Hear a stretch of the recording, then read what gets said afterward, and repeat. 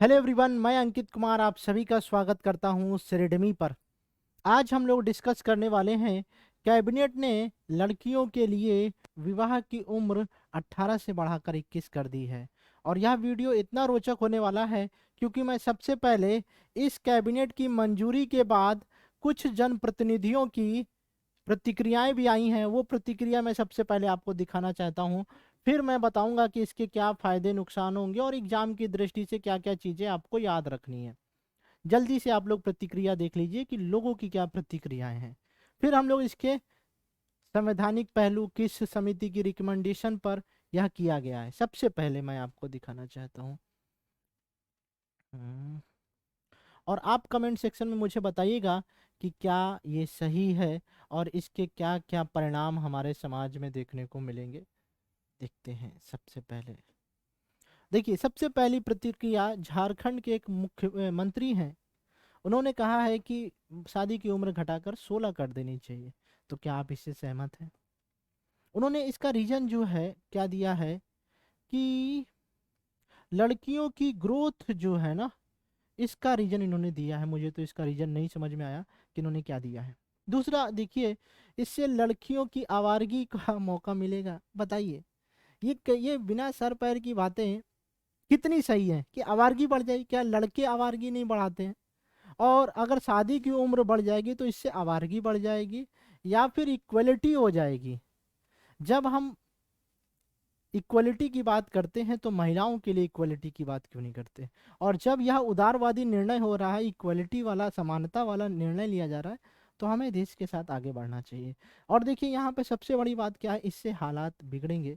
इन्होंने ऐसा कहा है कि हालात बिगड़ेंगे। भारत एक गरीब देश है और हर कोई ये चाहता है कि हमारी बेटी की शादी जल्दी हो जाए। क्यों भाई? लड़कियों को अधिकार नहीं है क्या आर्थिक रूप से संपन्न होने का? बिल्कुल है। तो यह सरकार का जो निर्णय है बहुत ही प्रशंसनीय है और बहुत पहले ही यह किया जाना चाहिए। लेकिन चलिए, कोई बात नहीं, देर आए दुरुस्त आए। जब भी बदलाव आए उसको स्वीकार कर लेना चाहिए। अब सबसे पहले हम ये जानेंगे कि यह जो सुधार है, ये जो रिकमेंडेशन है, किसके अनुसार किस वजह से जो है ना हमारे देश की सरकार ने इसको एक्सेप्ट किया है, जो आपको एग्जाम की दृष्टि से देखना है। जया जेटली जी के नेतृत्व में एक समिति गठित की गई थी और उसी समिति की सिफारिश के आधार पर सरकार इस बिल को लोकसभा में लेकर आई और यह पास हो गया है। जब मैं ये वीडियो रिकॉर्ड कर रहा हूं तो केंद्रीय मंत्रिमंडल ने पहले इसकी सहमति दी और यह फिर संसद में प्रस्तुत हुआ। और इस बिल के आने से कहां कहां पर संशोधन करना होगा? बाल विवाह निषेध अधिनियम पीसीएमए में सुधार करना होगा। अन्य जो पर्सनल लॉ हैं उनमें संशोधन करना होगा, जिससे महिलाओं की आयु जो है ना बढ़कर कितनी हो जाएगी विवाह के लिए? 18 से 21 वर्ष की हो जाएगी। अब हम देखेंगे कि इससे क्या क्या फायदे होने वाले। महिलाओं को इन सब से फायदा क्या होगा कि भाई इतना बड़ा सुधार किया जा रहा है। सबसे पहला जो सुधार है हम देखेंगे, ध्यान से देखिएगा। आप लोग कमेंट में अपनी प्रतिक्रियाएं भी हमें दे सकते हैं। और हम्म, चल, जो सबसे पहला रीजन है वह है कि अगर माता अगर गरीब होगी तो बच्चा क्या हो सकता है? कुपोषित हो सकता है कि नहीं? और एक महिला को अगर आर्थिक रूप से संपन्न होने का मौका मिलेगा तो क्या बच्चा वो कुपोषित हो सकता है? बिल्कुल भी नहीं हो सकता है। तो सबसे पहले कुपोषण पे हम रोक लगाएंगे और महिला जो है ना शारीरिक रूप से और मानसिक रूप से सक्षम होने का एक सुअवसर देगा यह बिल। दूसरा,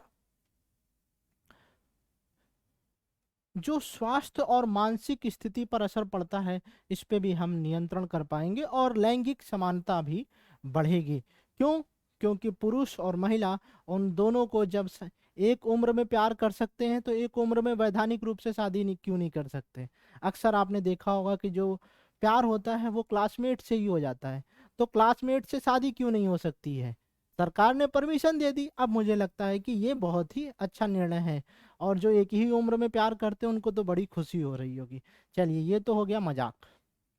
लेकिन हम सभी पहलुओं को देखेंगे जो हमारे एग्जाम की दृष्टि से, सिविल सर्विसेज के पॉइंट ऑफ व्यू से महत्वपूर्ण हो सकता है।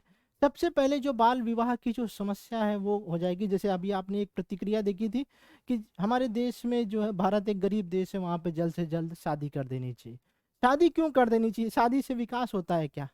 शादी से विकास रुक जाता है। बहुत सारे लोग जो विवाहित हैं और इस वीडियो को देख रहे होंगे कि कहते होंगे कि हमारे अंदर टैलेंट तो बहुत था, बस एक खूबसूरत सी गलती कर ली, वो है शादी। अरे भाई, शादी आराम से करो, जल्दी नहीं मत करो। सरकार ने कहा कि ठीक है, पहले देश का विकास जरूरी है और फिर शादी करो। तो ये बहुत ही अच्छा निर्णय है। सबसे पहले क्या होगा कि बाल विवाह की समस्या पर रोक लगेगी। प्रमाण बताते हैं कि जब कानून का इस्तेमाल किया जाता है तो यह ज्यादातर युवा वयस्कों या स्वव्यवस्थित विवाह के लिए दंडित करने हेतु होता है। राष्ट्रीय परिवार स्वास्थ्य सर्वेक्षण के अनुसार बाल विवाह में गिरावट आई है, लेकिन यह मामूली है। वर्ष 2015-16 में 27 से गिरकर यह 2019-20 में 23% हुई है। तो ये मामूली सी गिरावट है, मात्र 4% की। लेकिन सरकार का ये कहना है और नीति निर्माताओं का भी कहना है कि जल्द से जल्द इस बिल के माध्यम से बाल विवाह में गिरावट आएगी, क्योंकि लोग अब जान जाएंगे कि विवाह की उम्र महिलाओं के लिए, यानी कि महिलाओं के साथ होने वाला शोषण काफी हद तक कम हो जाएगा इस बिल के आने की वजह से।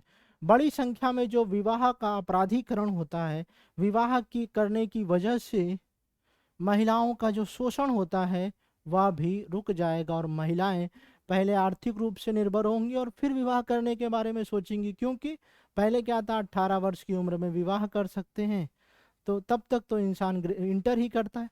अब तो ग्रेजुएशन भी कर लेगा, ग्रेजुएशन के बाद नौकरी लग जाएगी, तो वो फिर सोचेगा ना कि चलो भाई, खूबसूरत सा मकान बना लें, खूबसूरत सी कार खरीद लें, फिर शादी करते रहेंगे।